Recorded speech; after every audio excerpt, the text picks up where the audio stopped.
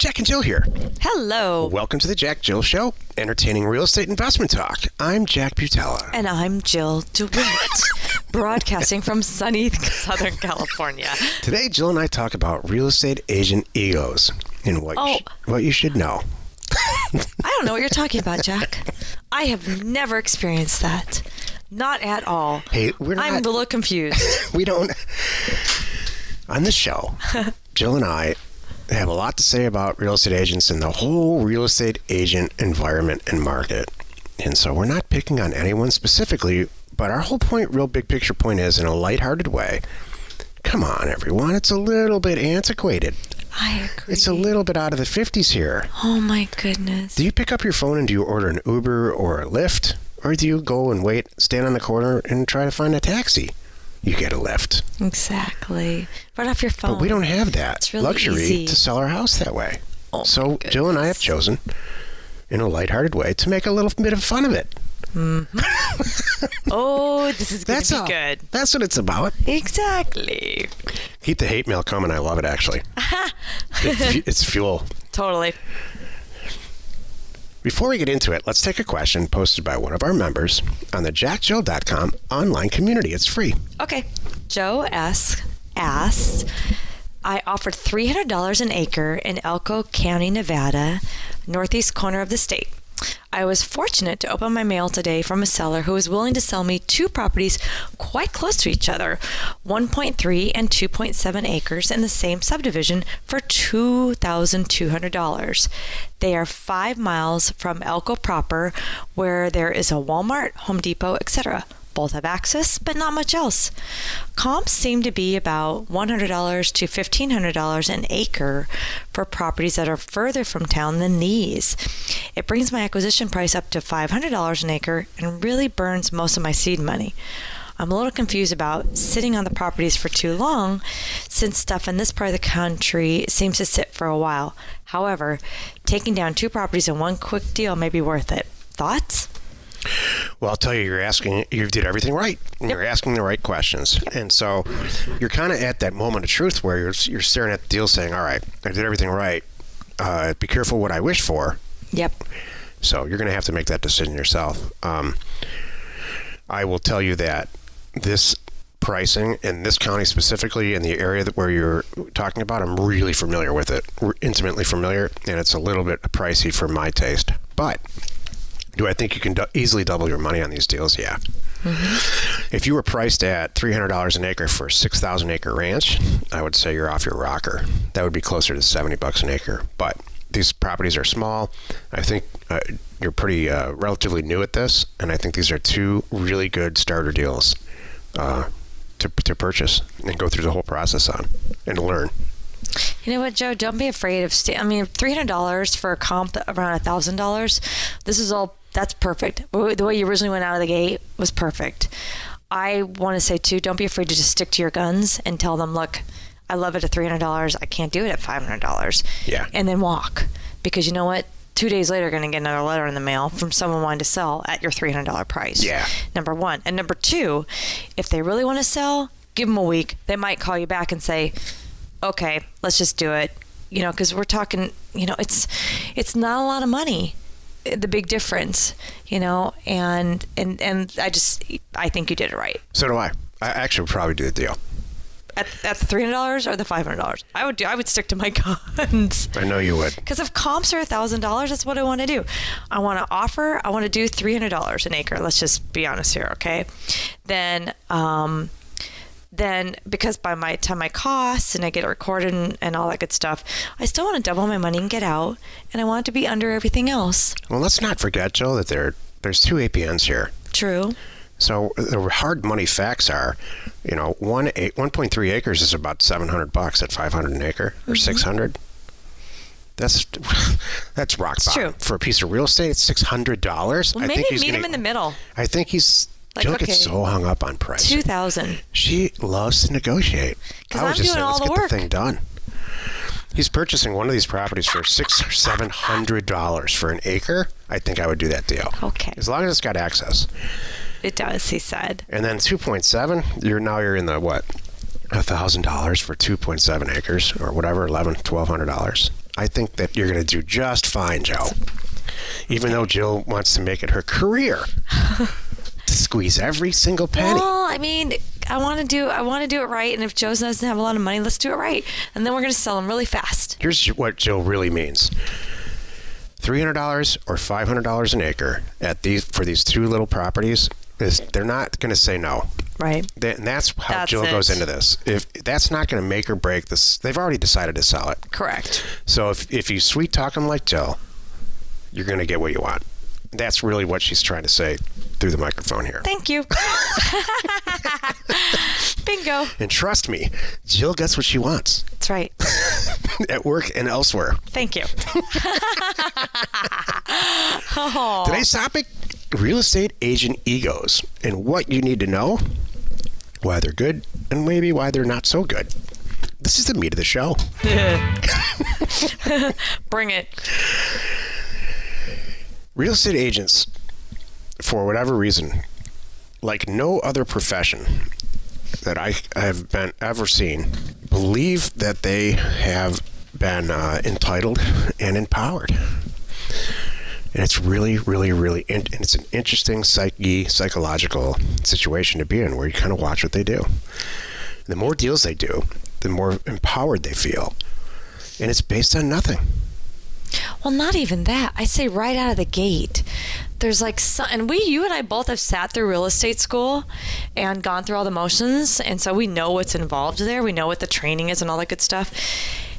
I don't understand this mentality and the mindset, though. I mean, I guess I sat there with my investor hat on, so I knew what I was hoping to get, what I was there to gain. I was there to learn. Exactly. Learn about state laws. Well, yeah, and exactly. I wasn't there to learn how to get a listing. And how to lease a car. Yeah. So what to wear? Could you imagine? I'm a little surprised that those classes that's what they weren't should there. have. They should do that. They should say what is appropriate to wear. Exactly. Dressing like a hooker is not appropriate. Correct. Yeah, and the best lease rates. You know what, man? That's what Lexus and Mercedes and everybody out there should be doing. They should be going to real estate school and standing outside. Jill, that's brilliant. Handing out leasing information. You know how teachers get special pricing on mortgages and stuff? Yeah, like the credit union. Yeah. Real estate agents could get sympathy pricing. Totally. Actually, should be charged more. You're to a new offset realtor. The teachers. I'm going to put you in a C class for $300 a month. It is new real estate special. I'm just sorry. I can't help it. I'm sorry. I'm so sorry. Okay, so there's something about this profession that it brings out this certain type of personality, and I just don't get it. I know. I don't understand this empowerment. You know, after go to school for 6 weeks, really you don't learn anything at all. You learn how to pass a test. That's what you learn. You really do. You're and just getting the answers. Yeah. Yeah. You and I were really there to learn. You're right. And all they're doing is like blowing through it, telling you how to answer the questions. And so now you have to pay, by the way. So you've got to pay for the class $500 or $700. Probably more now. It's been years and years since I went through it. By the way, we never took the test. We just went there to get educated, and it's worth it. Mm-hmm. I would advocate that you go to real estate school for sure. Even if you're an investor, don't take the test or get the license or anything. But it is for $500. It's a pretty lot of education. Yeah, it's really, really good. So you go through the whole thing. You take the test. Probably take it 2 or 3 times because it's pretty tough. And there's this sense of false empowerment where you do a couple of deals, you get a $3,000 to $4,000 check. All the while you're paying, mm-hmm. right? It's not like you get a job and you get a paycheck mm-hmm. 2 weeks after the job, and you're learning from people. You have to pay. Mm-hmm. You got to pay the National Association of Realtors. You have to pay the broker. You have to pay for your desk. You have to pay. You pay to put the signs in the yards. And so the designated broker they're in the business of attracting as many real estate agents as they can to pay this desk fee to go out and make them money. Right. The system's all cockeyed backwards. It's crazy. I have to point out one thing. I have a lot to say. Go ahead. Oh, go ahead. I'm sorry. Keep going. No, go ahead. Well, one thing about this whole 6 weeks thing, 6 weeks, pass the test, You're walking around with this license and you just have, there's these egos. This is what we're talking about. Yeah. Okay.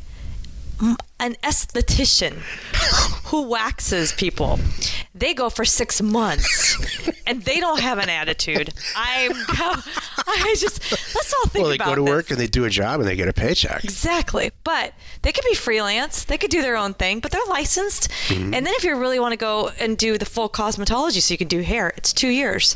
Okay. It's all more than these guys. I just had to throw that out there. I just thought that timing is funny. So you go through school, you pay all this money, probably close to $5,000 these days. You're $5,000 out of your pocket, and you're sitting at a desk somewhere. It's not that you share with everyone, and all the people that are in the brokerage office with you are in competition of each other. Right. They're not here, not like most jobs, everybody works together and you help. Right. But your competitors are sitting directly next to you, looking at what you're doing because they want to steal your deals. Exactly. None of this makes any sense to me. This is what this show's about. I know. So you forget about that because you're smart, and you go out and you sit down with somebody who wants to sell their house because you want to get the listing. Yep. What do?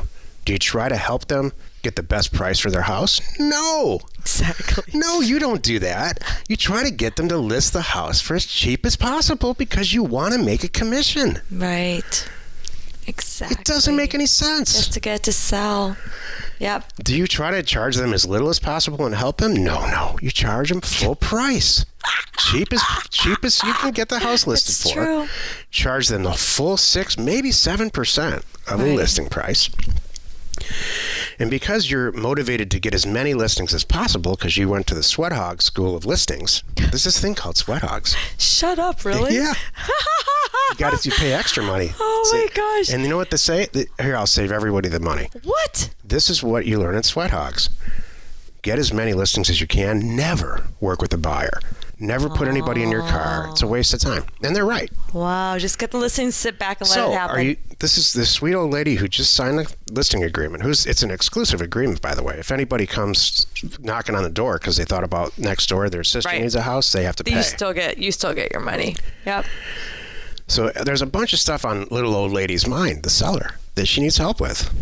Yeah. Do you think the real estate agent is going to help her with any of that stuff? Nope. No way. Why would they? They're not motivated to. Not my thing. It's not part of the system of getting listings.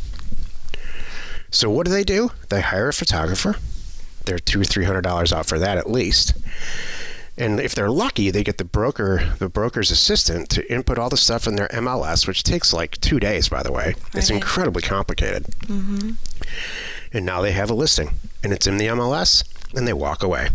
Yep. They let other schmo broker across town who's working with the buyer to do all the work. Mm-hmm. Because they're on to getting the next listing. Yeah. Where the hell is the respect in that? I know. How is that? There's no respect in that. I don't understand the whole ego thing. I really don't. I would rather be like a semiconductor salesman or something. Right. Or, and the ones who are really, really good at it are the ones who actually are pleasant, and answer the phone. I have never met a real estate agent in my life who answers the phone effectively. Have you? No.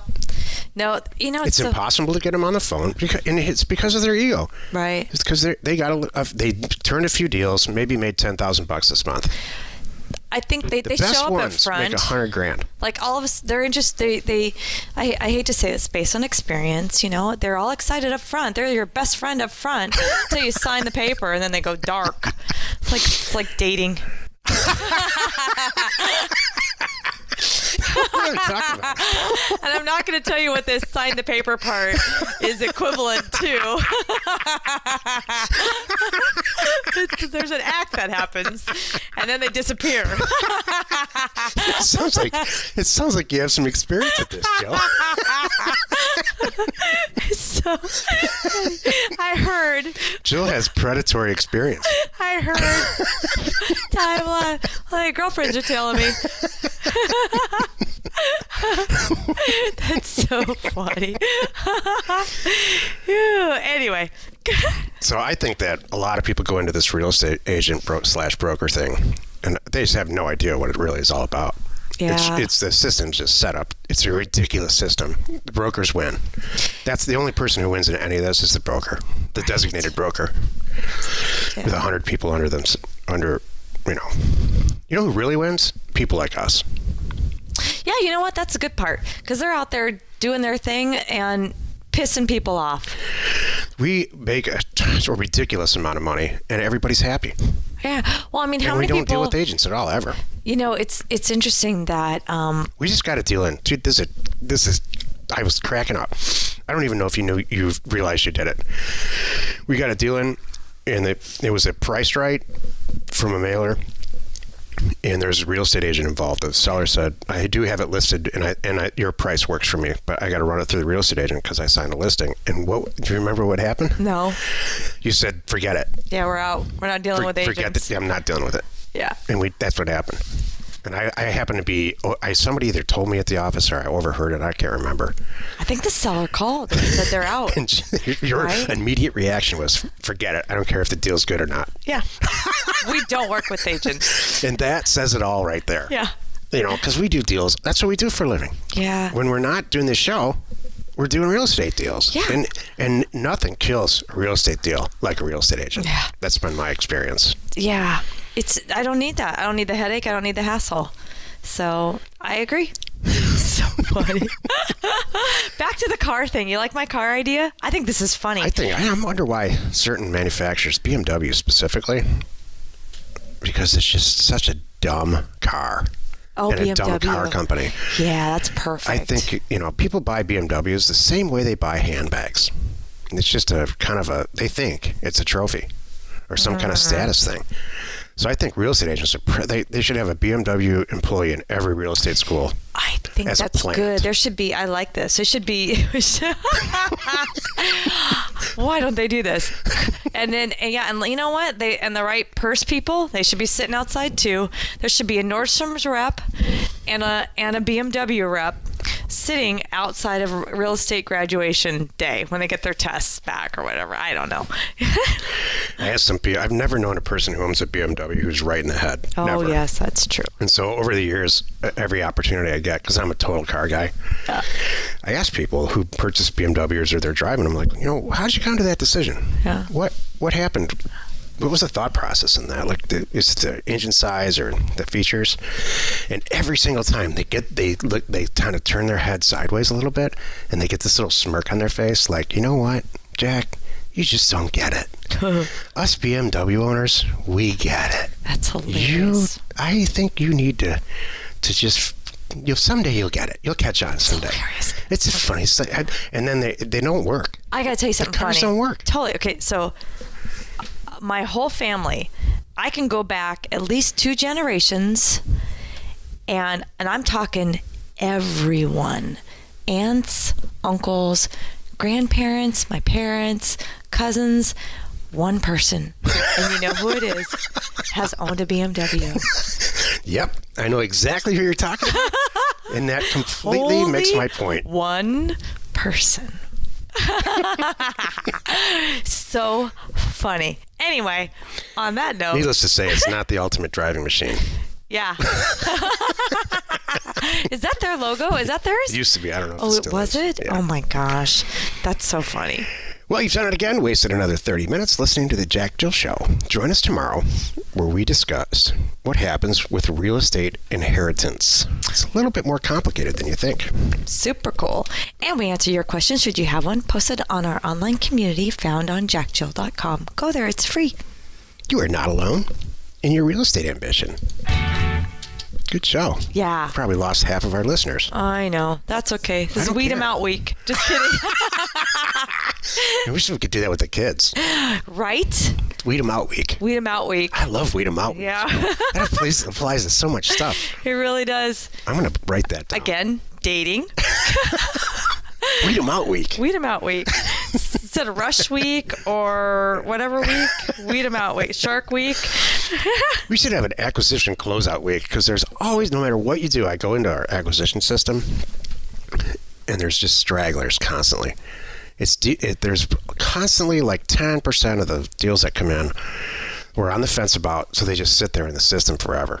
Yeah, and the people call back like, are you sure you don't want it? You sure you don't want it? And the more they call back, the less I want it. Yeah, why is that? Isn't that funny? We should just have no emotion about it at all. The numbers make sense or they don't. Well, it's like you just, you need to make a decision and move on too, I think. So if we say no, then the answer is no. And you know what, that's a good point. I need to probably get better with the staff of saying the answer is no unless A, B, C, and D are done. Right. And unless they do all A's, B, and C, we don't want to talk to them. Well, I mean, this is how I know our staff is doing their job, because they don't want to kill a deal. They'll do anything to make the deal happen. And I think that's really a great place for us to be in. If they're complacent, true, and they're like, I'll just wait till you guys decide, whatever. It's true. That would be bad. Yeah, they do want to make the deals. Yeah. I get it. That's really, really good. Hey, share the fun by subscribing on iTunes or wherever you're listening. And while you're at it, rate us there, please. We are Jack and Jill. Information and inspiration to buy undervalued property.